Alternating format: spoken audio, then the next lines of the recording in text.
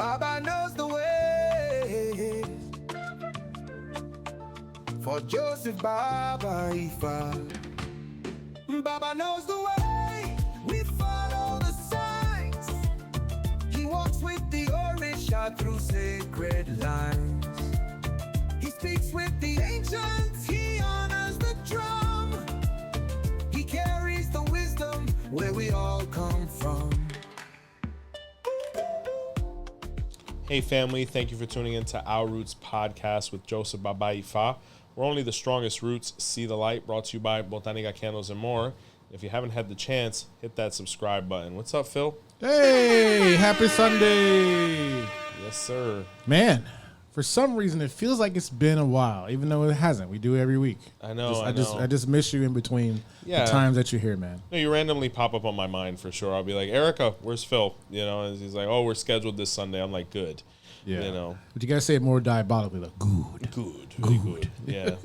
Well, we're almost at 160K, brother. I've been looking at that. Is it an odometer at this point? You know, for the subscribership? Like miles, like mileage? Right? Yeah, we're looking like a real nice, well fine-tuned oiled Honda at this point if you looked at our subscribers. So. Well, that will definitely mean we're going to hit 1 million because those Hondas will last forever. And speaking of lasting forever, you should probably join our membership program if you want more info. You know what I mean? There's so much things that's extra, whether it's extra shows, early releases on the podcast, discounts on merch or classes. You can join our membership program. It's literally just a click of the button right under this video and real simple. Yeah, and you know, when it comes to the membership program, guys, we really appreciate you. If you know somebody who could benefit from it, please be sure to let them know about it. A lot of benefits there and a much more personal relationship with all of us here at the channel and at the 𝗿𝗲𝗍. But another really big thing that's coming up before we delve into today's episode is the workshops in October, brother. Yeah. Exciting stuff, man. The Light Within workshop, guys. 2 magical days, including collective Ifa divination. We're going to go over spiritism. We're going to learn Egun songs. We're going over 𝗃𝗶𝗱𝗲s and herbs. We're going to eat, and we're going to have a bunch of time to politic and interact. You know, the cost is $500, right? For members, though, as well as godchildren, there are discounts and coupons and whatnot. We wanted to make it very accessible because we have people coming in literally from all over the world. So very excited about that, and get in there because the spaces are limited and they're going quickly. Yeah, before we start though, I saw a video on your personal Facebook page. Oh, Lord. You don't post much, but when you do, it's impactful. Yeah. You posted a video of your car getting detailed. Absolutely. I need that. No, yeah, absolutely. Yeah, we're going to definitely have that because, you know, Twin Precision Mobile Detailing handles all of our, you know, detailing needs. A couple great brothers out here in Central Florida. Here's their information right here. You can book at this phone number. They're at your disposal. And, you know, professionalism, everything done in a timely fashion, really great customer service and product. I think my van might actually be the display photo there, so they're sponsoring the channel. Nice. They do great work. Yeah, that's I know your van had to be a mess, though. You got 2 kids. And oh, my gosh. It probably was Cheerios. And it was terrifying. You know, we're moving animals. We're doing a bunch of different stuff. And they made that thing look, they made Big Red look brand new, so that's really exciting. All right, so what's on the agenda for today? Today is Ifa and the Crocodile. So we've been doing our animal series, and we've been getting a great response. We've gone over the leopard, the elephant. We had that intro video kind of speaking about Ifa's theology when it comes to animals, sacrifice, what each one represents. But someone actually reminded us, they said, hey, don't forget the crocodile, and we never would. But I was waiting to do this one a little bit further along, but people are not going to wait, so we're going to come out with it today. So what has your experience been with crocodiles, Phil? Horrifying. Of course, we're Floridians. So, I mean, I can tell the difference between a crocodile and an alligator, but for sure. I will tell you that crocodiles are way more aggressive than alligators, by the way. For sure. So in Florida, for those who haven't lived here, a part of the tourism is getting on an airboat. Right. Sure. And at your own risk. At your own risk. And so me, you know, me being a black guy, I don't really like doing stuff like that, but part of my day job, I kind of have to. Yes, sir. And so I was recently at a facility that housed a bunch of these animals. Oh, man. Just for a business meeting. Right? And we were upstairs. And then I'm having a meeting with my partner and then the people at the facility, right? And it sounds like when it's about to thunderstorm really, really bad. Yeah, I'm like, hey, what is going on? What is that noise? It looked clear when we were outside. And then the people at the facility were like, that's not thunder. I'm like, what? They're like, that's the gators and crocodiles. That's the crocodilian mating call. Yeah. That's their bellowing. And That's it terrifying. is horrifying. Yeah. So, and crocodiles can get up to 20 feet, man. You seen that movie Lake Placid? Yeah, it traumatized me as a young man because actually Lake Placid is here in Florida. Yeah. It's over there in, what is it, Polk County? It is, where Sebring is area. Yeah, it's further south, but yeah, Lake Placid, Florida, they can get up to 20 feet and dangerous. Yeah. People don't believe it when they see those videos of them walking across the golf course. They think it's fake or AI, but they're real. Nah, you can tell by the wobble that there's something authentic there for sure. But when you talk about this animal, they're all sacred, right? The leopard's king, the elephant's king. But the crocodile is a little bit special because so many things can join upon it conceptually that, it's a full video for sure.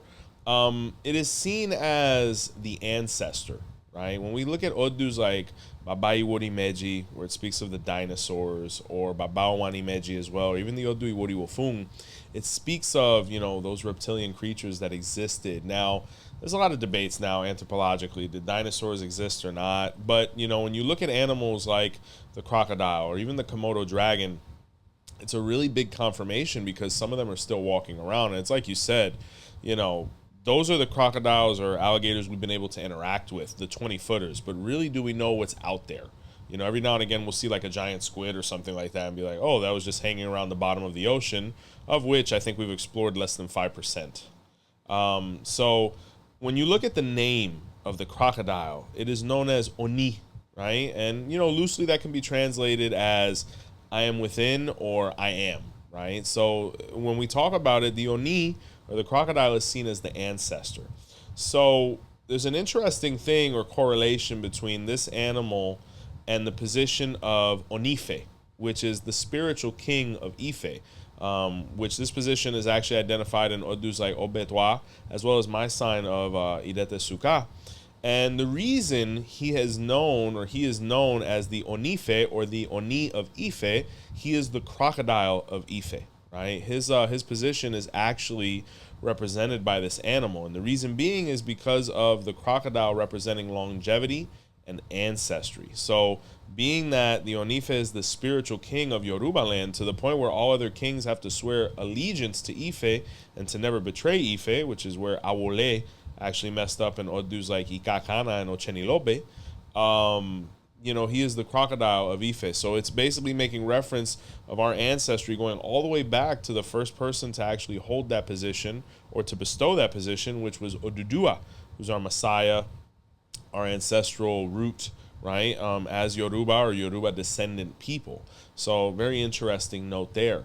But the crocodile, is present going all the way back to creation, at least within Ifa's mythology.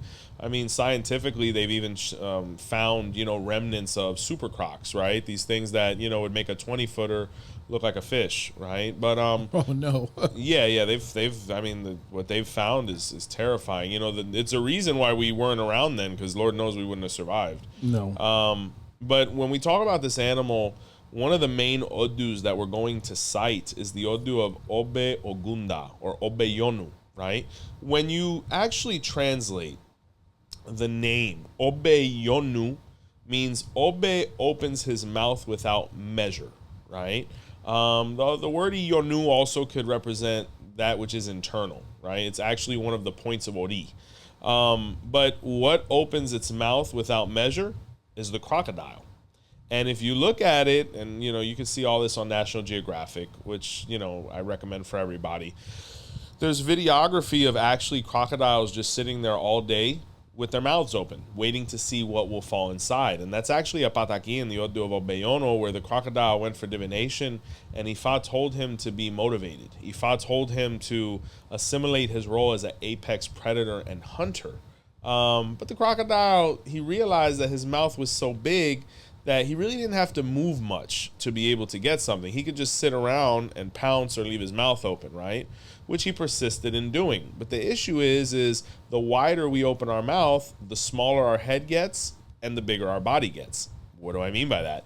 The crocodile would just sit around all day and eat. And with that, he became less mobile and agile. You know, the wildebeest he would have gotten if he would have stayed in shape would escape him, where he had to go back to 𝗶𝗏𝗏 anyway. Same Odu was revealed where he performed sacrifice to be able to assume the position he has now. If the word Oni means I am or I'm here, it's making reference to the crocodile always being in the river. You know, there's so much great information in 𝗶𝗏𝗏𝗏 about this animal. And one of the proverbs in 𝗶𝗏𝗏𝗏 states that as long as crocodiles are in the river, 𝗶𝗏𝗏𝗏 will be eternal. So we as Floridians, we have this amazing restaurant called Gators, right? Where you can get some gator nuggets. So every now and again, we're pretty used to, you know, consuming this. You know, it's basically like a chicken nugget. But in the Odu of 𝗶𝗏𝗏𝗏 was actually where various deities consumed this animal for the first time. And one of them was 𝗶𝗏𝗏𝗏. In the Odu of 𝗶𝗏𝗏𝗏, there's actually an amazing verse that speaks of how to actually provide or sacrifice a crocodile to Ifa, right? And obviously in its absence, an alligator, all within the same family. But in this sign, you know, 𝗏𝗏𝗏𝗏 and the crocodile actually entered into contention, or they entered into frustration. And the reason being was because the crocodile felt like he was superior to 𝗶𝗏𝗏𝗏 and Ifa. And 𝗶𝗏𝗏𝗏, through 𝗵𝗶, through the assistance of Eshu and deities like Oshun, was actually able to trap the crocodile and consume him. And one of the reasons for that was because the crocodile was actually going to provide the medicine 𝗶𝗏𝗏𝗏 needed to be able to overcome, being that 𝗶𝗏𝗏𝗏 speaks a lot about stomach issues, gastro issues, etc. That's why in this Odu, it's identified that it's actually one of the compatible offerings for 𝗶𝗏𝗏𝗏 and Ifa, and why they say that the spirituality of Ifa actually resides within the skin of the crocodile. So it's utilized for a lot of different medicines and things like that. And that actually occurred here. So if we're always analyzing the character of the animal to kind of understand it more, the crocodile here was a little bit arrogant, right? He felt like just because he had this huge closing power within his jaw and he was agile within the water, that he could actually be egregious enough to come out onto land to try to attack 𝗶𝗏𝗏𝗏. 𝗶𝗏𝗏𝗏 was able to overcome the crocodile because he made the crocodile play on his field, right? He's like, I'm not going to play with you in the water because the Lord knows I'm going to lose, but I'm going to get you out on land and then I'm going to handle you, which is ultimately what 𝗶𝗏𝗏𝗏 did. Now, there's also other stories where Oshun had her interactions and her combat with the crocodile as well. When you actually read the Odu 𝗶𝗏𝗏𝗏, it speaks of Oshun riding around the river on the backs of crocodiles, right? What? And once again, yeah, Oshun is... That's cool. Our guardian angel, man, is she's something else, man. She's BA, as I like to say. Oh. So what happened was Oshun here wanted to live in the river. She lived by the riverside. And the crocodiles were giving her a lot of hassle, like a lot of issues. They were bullying her, taunting her, all these different things. And she went to visit 𝗶𝗏𝗏𝗏 the same way and performed divination and was able to actually begin to hunt the crocodiles. 𝗶𝗏𝗏𝗏 is actually the Odu of the crocodile hunters.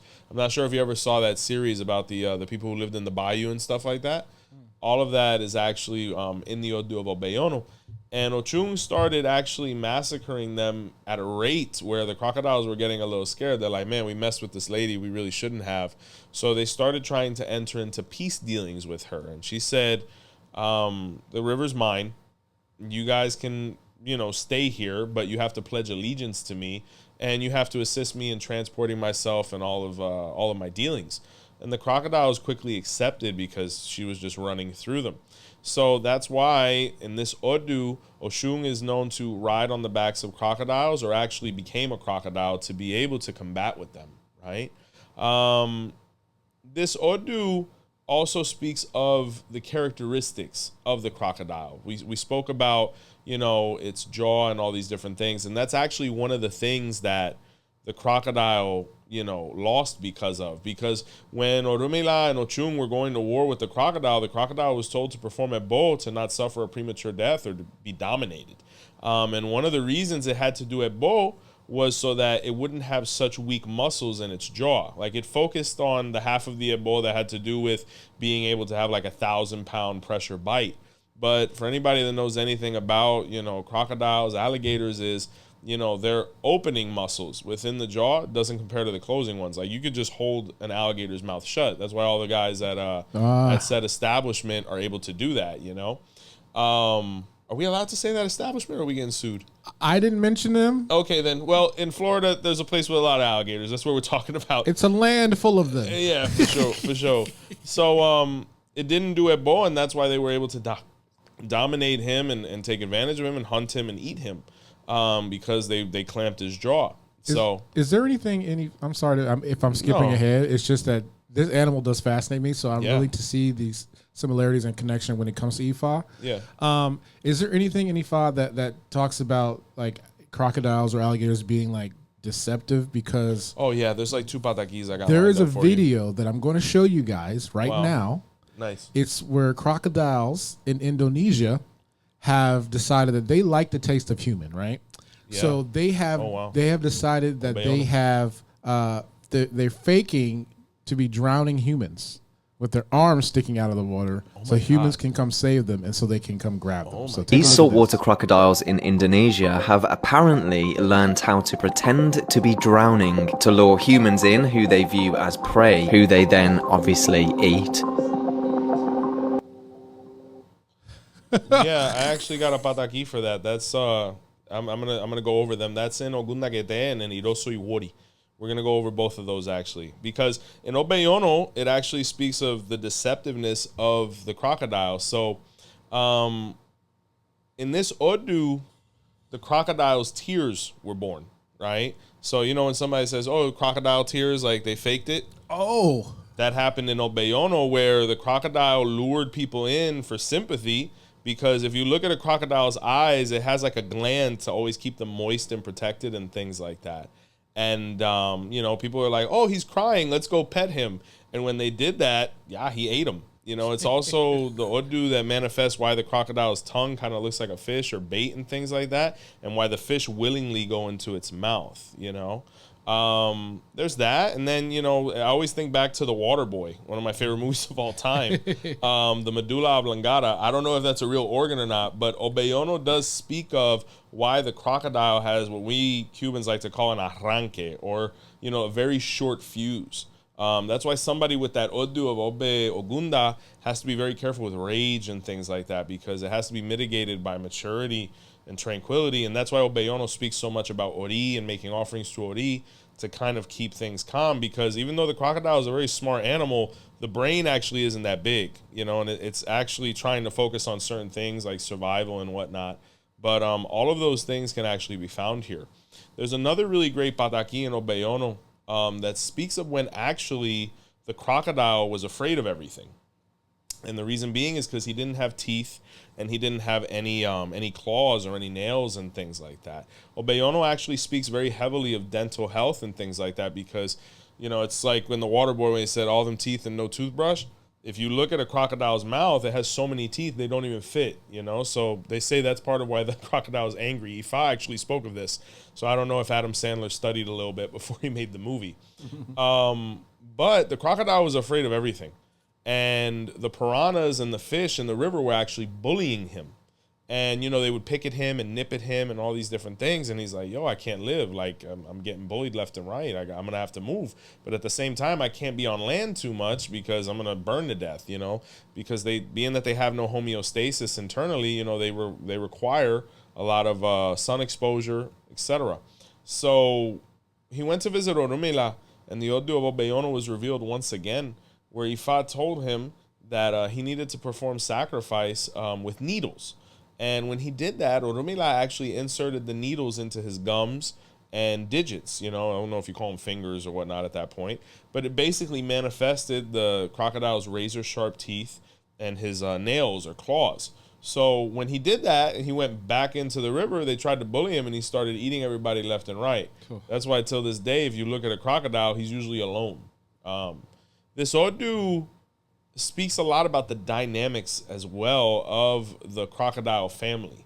It's known as the Odu of the family of crocodiles, where this Odu, you know, speaks of the crocodile actually being a son of Ochung and 𝗃𝗶𝗸𝗲 ultimately. But the mating process of the crocodiles, they're somewhat actually romantic. The way the bull tries to court, you know, the female. The way actually that the female carries the young when they're born in her mouth. You know, there's no more dangerous place to be other than being, you know, in a crocodile's mouth. But, you know, if you're the baby, you're all right, where she's actually a very caring mother. And it actually makes reference back to Oshun and all of the things within maternity that she represents. So really interesting stuff, and all that it represents, you know, much, much deeper than what you can see on the surface. Because as soon as anybody thinks of a crocodile, they're like, oh my God, fear, run, etc. Another interesting point here that I read within the literature traditionally about 𝗹𝗶𝗸𝗶 and the crocodile is that, being that, you know, there's so much spirituality that lives within this animal, and I will tell you, handling them up front and close, it's almost weird. It's not a snake, but it's not a fish, and when you're holding it and you kind of feel the skin and its, you know, internal movements and things like that, you can tell that there's another level of consciousness there, especially when it looks at you. They say that the sacrifice of the alligator or the crocodile to Ifa is to revive Ifa. The same way 𝗃𝗶𝗸𝗲 was sick in the Odu of 𝗹𝗶𝗸𝗶 and he ate the crocodile to revive himself. So, you know, really, really important, because if you kind of look at it without all that the crocodile provided, you know, 𝗃𝗶𝗸𝗲 might not have been able to survive in that Odu or even write anything down. And it's also a reiteration of usually the animals that the Orisha eats were their enemies at some point. Like some people be like, oh, Gung eats dog because he loves dog. Well, he really didn't like the dog. The dog was his enemy. And we got to do a video on the dog as well, because there's so much there. Yeah, right. Yeah, or like Shango and the ram, or, you know, even Ochung can receive the sacrifice of a crocodile based on this, or alligator based on this Odu. But they were all enemies. So it's a reiteration of one defeating the other. The crocodile, right? I mean, in this Odu of 𝗃𝗶𝗸𝗲 or 𝗃𝗶𝗸𝗲 was once again an example of when the crocodile was, you know, down on his luck. Things weren't actually going that well. He wasn't assimilating the river well. People didn't like him very much. He was kind of repudiated. He was somebody that people didn't want to be around because they were pretty terrified of him. So he wanted to better his life and his stars and things like that. So he went to visit 𝗃𝗶𝗸𝗲, and he actually received hand of Ifa, and the Odu of 𝗃𝗶𝗸𝗲 or 𝗃𝗶𝗸𝗲 was revealed, where Ifa told him that he needed to initiate into Ifa as a babalawo to actually better his life and situate himself as king of the river, even though some people might debate that that's the hippo. And ironically, the hippo's name is 𝗃𝗏𝗄𝗎, which means the Oni, or the ancestor that lives within the water, right? But it is the crocodile for all mythological intensive purposes. So the crocodile, you know, didn't have the money and things like that. And there's versions of the pataki where actually the Orisha Olokun, or the owner of the ocean, helped him, you know, garner all of the funds to be able to initiate him, because Olokun knew that the crocodile was going to be able to help regulate things. That's why you'll have saltwater crocodiles, you got freshwater, like it has that mobility, and Olokun really facilitated it. So he actually gave him the bread. And when he went to actually do Ifa, he manifested or revealed the Odu 𝗃𝗏𝗸𝗲 again, confirming his destiny.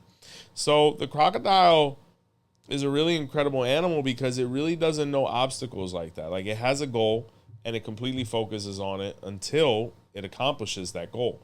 And, you know, through blessing and through focus, he was able to fulfill his destiny, which is really a message for all of us, you know, especially those that are trying to initiate into Orisha or Ifa, or receive their hand of Ifa. And you look at these price tags and you're like, how am I ever going to come up with that money?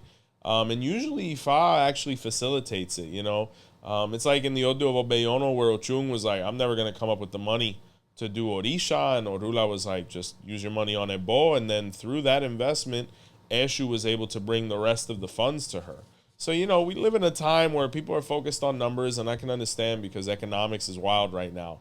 But you begin to realize that the recompense of investing in yourself spiritually through Ifa is usually, you know, compensated in a way we would have never fathomed. Like, if somebody would have told me that, okay, I'm going to spend all this money to do Orisha, and then within the year I'm going to spend all my money again to do Ifa, and I'd be in the position I am now, I would have never believed it other than faith.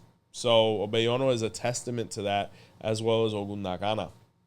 But speaking of the crocodile's treachery, which is worth mentioning. There's two Odus that really come to mind. I'm a huge fan of the Odu 𝗃𝗍𝗿𝗃, or 𝗃𝗍𝗿𝗃, also known as 𝗃𝗍𝗿𝗃, or in Ogunda we found happiness. But in the Odu of 𝗃𝗍𝗿𝗃 was where the dog wanted to visit the Babalawo to get some answers, and he wanted to know the path to heaven. And Orunmila revealed 𝗃𝗍𝗿𝗃, where Ifa told him he should not persist in finding the path to heaven. The path to heaven reveals itself at the opportune time. But the dog, considering himself master of the path, didn't want to wait. So he decided to try to find other avenues and mentors that would show him. So one day he basically gave up on his quest, and his friend, the crocodile, was on the riverbank, and he looked at the dog and said, why are you so sad? And he said, well, I've been asking everybody how to get to heaven and no one tells me, like not even Orula. Orula told me it was a waste of time. And the crocodile looked at him, he said, man, Orula, he thinks he knows everything. I'm going to show you the path to heaven. And the dog was like, really? He's like, for sure, man, you're my friend. So he said, what you're going to do is, the path to heaven starts walking on the riverbank. I'll be in the water, you'll be right here, and we'll get there eventually. Just, have faith. And the dog was like, oh man, you're amazing. So they started walking, and the whole time they're talking, the crocodile is gliding by, the dog is walking, but hours and hours and hours goes by, and the dog's like, man, how much further is it? And the crocodile's like, man, it's right around the corner. Just stay disciplined, man. Stay strong. The dog was like, all right. But then the dog started getting tired and thirsty. And the dog said, is it okay if I take a drink of water from your river? And the crocodile was like, of course, man. I'm shocked that it took you so long to ask. And when the dog went to take a sip, the crocodile ate him. And the crocodile said, see, I showed you the path to heaven. So the path to heaven was ultimately death. And the dog, not listening to Orunmila, became a victim of the crocodile. So when we look at it, the animal is an opportunist for sure. But it does also provide a really great lesson that sometimes we have to allow things to come to us. When we look at the concept, like what's in Obeyono, of just opening our mouth and allowing things to fall in without too much stress, or in this case, like the crocodile sitting by the riverbank waiting for something to come to it rather than it having to overexert itself towards something it was going to get anyway, it really is a great lesson, because in life, I think sometimes, especially in this society, we're so about the grind and the hustle and, I got to get there and quickly as possible. But sometimes we actually hurt ourselves in the process of trying to accelerate something that was going to arrive anyway. So in that regard, it's to be applauded, right? But, in that Odu as well, you can interpret anything that goes to drink water in the river that gets eaten by a crocodile is in that Odu, whether it's a dog, whether it's the poor people. Where were they? In Malaysia? Indonesia. In Indonesia, that's really hilarious. Not hilarious if anybody got bit, but, just seeing the These saltwater crocodiles in Indonesia have apparently learned how to pretend to be drowning to lure... That's Ifa, bro. That's so scary. That's Ifa, bro, because, and I'm going to tell you in the next Odu of 𝗃𝗍𝗿𝗃 or 𝗃𝗍𝗿𝗃, that's that pataki. But if you've ever seen a National Geographic, like when the wildebeests are crossing the river and you just see the crocodiles just snatching them up, or any of those things, when they come to the riverbank, like you'll see the antelope like go and try to get some water and everybody's all shook because they don't want to get bit by the crocodile. All of that is in the Odu of 𝗃𝗍𝗿𝗃. Even the death roll is in Obeyono as well. So oh wow. Yeah. Like when it just starts spinning and spinning and spinning. It's interesting because Obeyono speaks of the art of wrestling, and they say that some of those moves actually got influenced by the animals, right? And the death roll, I mean, if you look at two wrestlers, they're rolling on the floor. And in Obeyono was where 𝘃𝗶𝗱𝗏 actually manifested things like wrestling, jiu-jitsu, judo, all of those things. So the crocodile had all to do with that. And it kind of makes reference to martial arts actually going back much further than China, going all the way back to Africa. I think somebody left a comment about that recently. It was really eye-opening, but it makes a lot of sense. So continuing, I mean, you also have the Odu of 𝗃𝗍𝗿𝗃 or 𝘃𝗍𝗿𝗃. And in this Odu, it speaks of a lumberjack. And the lumberjack wanted to build a bridge across the river. So he went to visit Orunmila. 𝗃𝗍𝗿𝗃 was revealed, where Ifa told him to not persist upon this goal, that there were other ways, and that he should perform sacrifice to avoid a premature death. But the lumberjack didn't listen because he thought, I have an axe, I'm buff, nothing in the river can touch me. And so he started actually putting log after log after log, trying to build a bridge. And one day he ran out of wood, and he was very desperate to finish the bridge. And rather than cut down another tree, he saw a log in the river kind of floating. So he said, I'm going to go ahead and grab that one and use it. And when he actually reached for it, it was a crocodile covered in leaves and things like that, luring him in. And he bit his arm off or his leg off or whatever. And, there goes the lumberjack. And the bridge never got finished. So it kind of makes reference to the luring aspect of things, or the hunting aspect of things. And in Indonesia, it was a flailing arm.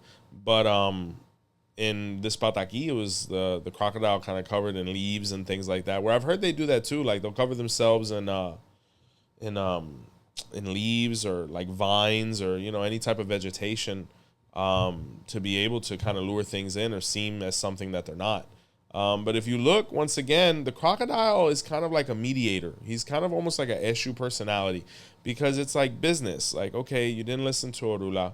You're not using a lot of common sense.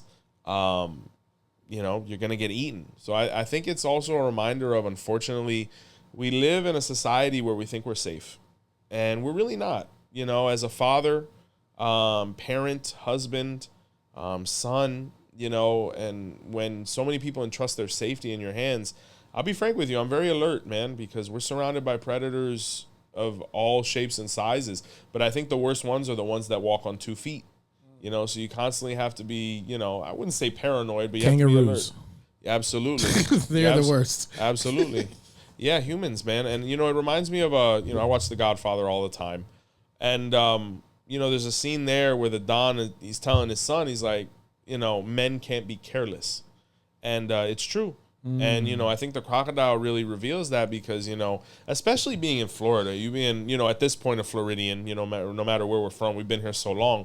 Like, I don't like watching the news, because as a young man, like, that was my whole life. It was like my grandmother was either watching noticiero or she was watching like soap operas or novelas by like 5 p.m., 6 p.m. So my whole life was either looking at something radical happening or some type of romance. So, my grandmother, God bless the dead. Sábado y domingo. Straight up. Oh, man, Don Francisco. I don't even know if he's alive, bro. That guy's like my grandfather. God, man, that guy influenced a generation. He had Hialeah on fire. So, but, every now and again I'll look on the news, and, there was a really sad case that happened over here where a woman, I think, I don't know what it was, bro. She was walking by the river or a creek, and I don't know if there was a dog involved or not, but the lady got basically dragged into the river by an alligator and eaten. I'll never forget as well, because, my siblings, they would always go to Disney and stuff like that. The kid that got attacked by an alligator as well. There was I forgot what the name of that resort is, but, people would swim in the lake and things like that. And, me, frankly, I'm not a swimmer by any means. I'm a son of Ochung for real. I don't, water in me. And, 𝗃𝗶𝗱𝗏𝗏 with the water, not a good thing. I found the article. Okay, then. Which one? The one from Disney? 85-year-old woman dragged into water, that one. killed by a 10-foot gator while walking her dog.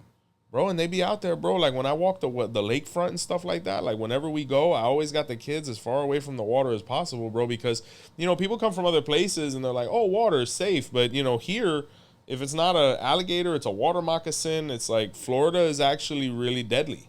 From a natural standpoint. Huh? You know what the problem is, though? What's up? With the tourists is that they feed them. Yeah, they think it's cute. And then they really come not. up, they're used to coming up to you, It's and really then they snatch you. That's what this article says what happened.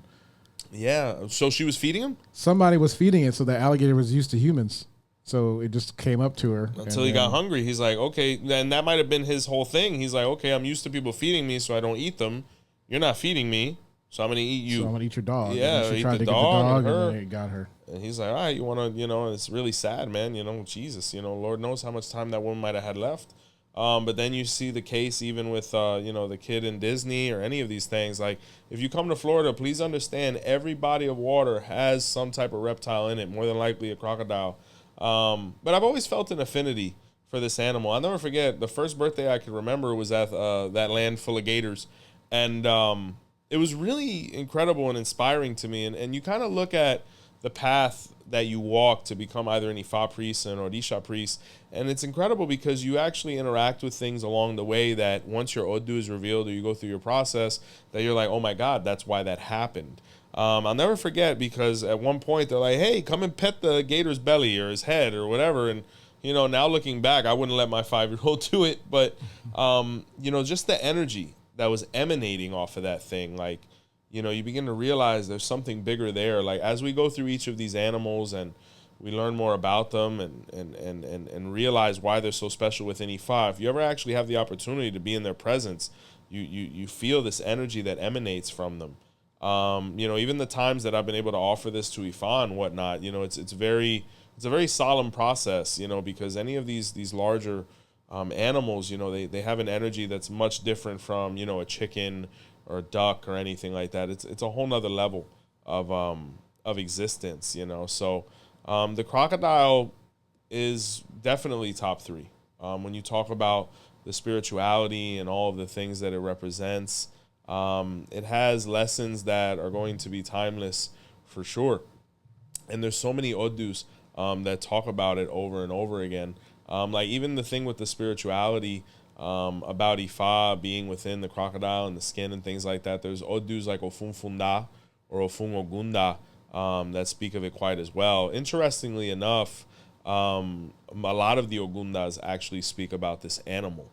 But, you know, it at one point was Orumila's enemy and then ultimately, you know, became assimilated by him because through defeating it, Orula was able to gain all of those benefits. So, yeah. Does Ifa tell you to have you ever had to dispatch a gator before? Or? Yeah, I've a couple, because if you look at the Odu of 𝗿𝗲𝗿𝗏, it's a really, really key sacrifice that occurs there, and it's actually to like rejuvenate Ifa and to reinforce Ifa. Definitely, I mean, in Florida, it's not too hard to get your hands on one. But, you know, it's something that's extremely serious. I mean, anybody that's going to delve into that intensity of practice with any of these bigger animals, like, please be prepared with what you're doing. Because, you know, when I was younger, I was never really knife happy. I was never somebody that was rushing towards the knife. I remember my godfather actually forced me to finally do it because I was just very particular. You know, I wanted to make sure I was holding the animal right. I wanted to make sure, you know, it was going in the precise point as far as the puncture. Like all these different things, and I wasn't going to take it until he gave it to me, but basically one day he thrust it and he's like, please just do it already. So, you know, you start off entry level. You start off small, birds and things like that, things to build up your tolerance and comfort level. And then actually when I started studying my Odu, 𝗿𝗏𝗃 is part of a fraternity within Ifa known as 𝗿𝗶𝗸𝗏, which are the priests of the knife, along with Odus like 𝘄𝗶𝗱𝗏 or 𝘄𝗶𝗶𝗏𝗏, 𝗿𝗏𝗏𝗃. You know, it's kind of like the signs that have so much to do with the Obalogun or the knife holders, right? But you know, with time, you start branching out, reading different information.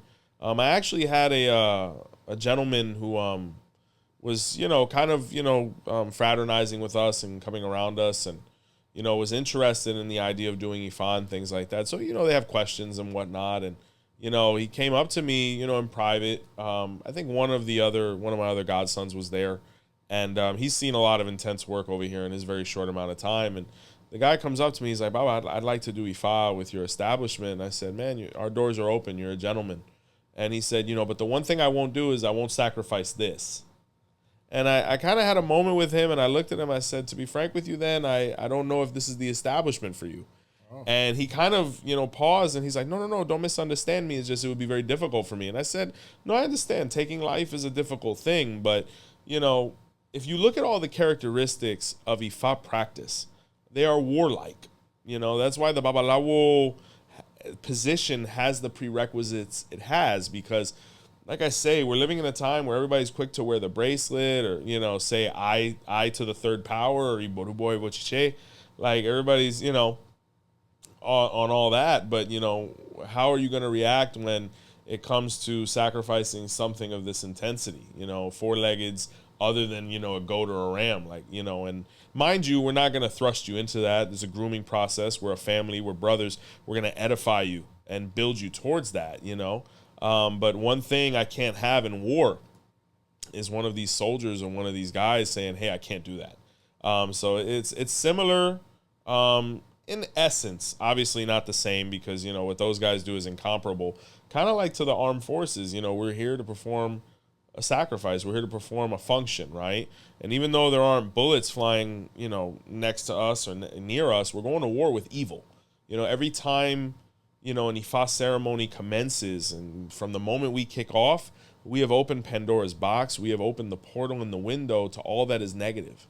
And we're literally combating against it. That's why when people start a ceremony or going through a ceremony, these obstacles and these situations present themselves where you're like, yo, literally the whole week has been great, and then all of a sudden we kick off and this situation has presented itself.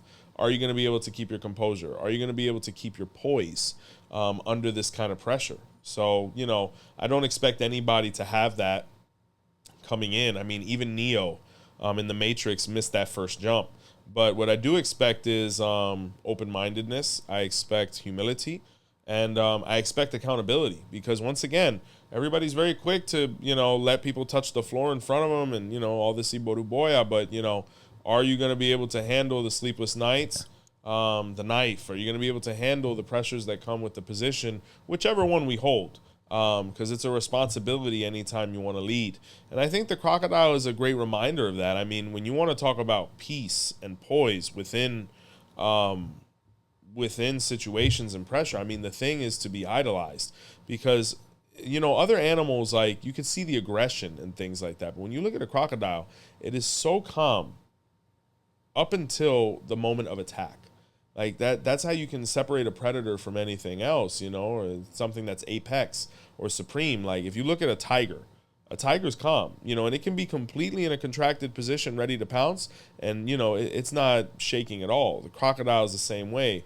A lion, you know, any of these animals, a leopard, any of them that, you know, Ifa really identifies as being those that should be emulated, they have this same conduct. So, you know, if literally the crocodile is the representation of how we should conduct ourselves, you know, as Ifa men or as Orisha practitioners and whatnot, we have to have that same behavior, you know, not talk too much unless, you know, asked or necessary, be ready to act at any given moment, and to have poise, calmness, and composure, because we're going to be looked at as examples within our community.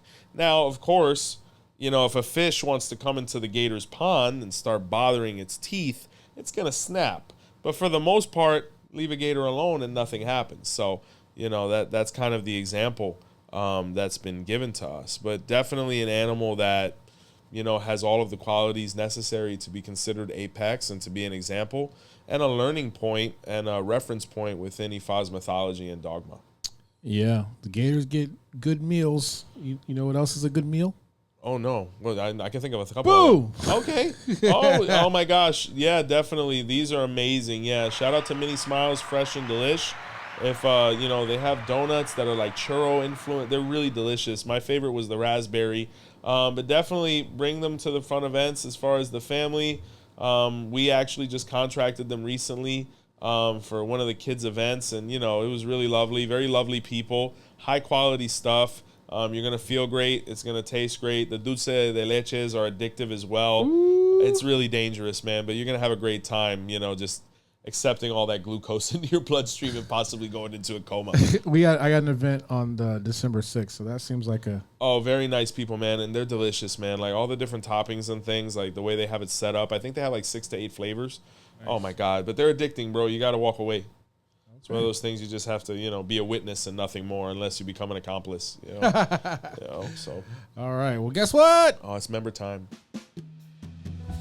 It is that time, folks. It's time to show love to the people who show love to the channel. And if you're wondering why I'm doing that, it's because I'm talking about our membership program. Real easy for you to join. There's a button right under this video. Tap on join. It gives you access to 3 separate tiers, each tier offering different perks, whether it's discounts on merch, extra episodes, private shows just for you guys, or discounts on classes. So Today, I am going to show some love to the supporters. That is our basic level, but, you know, nothing is basic here. We appreciate you. Yeah. All right. So, Aligning Soul. All right. Aligned. Kendra Calhoun. Very nice. Xavier. X. Shira Wilson. Thank you. Edgar Hernandez. Support. Elijah Williams. Very nice. Elijah. Baydon Smith. Okay. We got Patsy Cannon. Thank you. Uncle Jack. Okay, yeah. Cash Johns. What's up? And DS. Guys, we appreciate supporters, all levels, VIPs. A couple closing thoughts before we go ahead and disconnect. If you know anybody that could benefit from the membership program, get them in there. Really excited about the workshops coming up now in October. Spaces are going, so be sure to get in there. They are limited. We've made things much more accessible, so, you know, to accommodate all the people that are coming from around the country. Can't wait. It's going to be very exciting. 𝗿𝗲𝗹𝗻𝗄candlesandmore.com is up and running for all product and service needs. We do ship as long as it doesn't break. Shout out to all our sponsors as well. Precision Mobile Detailing, you know, Delish Donuts, all of those things. Really great people that are supporting the channel. We have a bunch of other people that are going to be sponsoring very soon too. We're just working out the details. Hey, nice. If you can't catch us on video on YouTube, be sure to check out any of the audio casts on Spotify, Apple, iHeart. We're everywhere. You know, you're ranked like top 3% in the world. Yeah, it's pretty wild, man. It's pretty wild. Podcast. We're almost at 5 million views.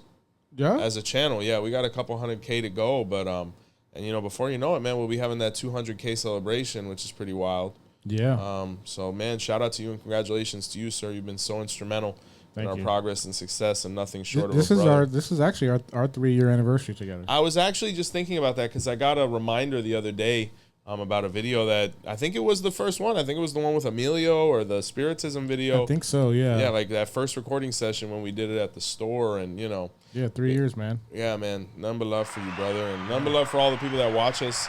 You know, be sure to like, comment, share, subscribe. A big thank you from all of us here at Our Roots Podcast, and until next time, guys, you know the deal. See the light. Baba Joseph showed the path today. Baba knows the way, we follow the signs. He walks with the 𝘃𝗶𝗱𝗲 through sacred lines.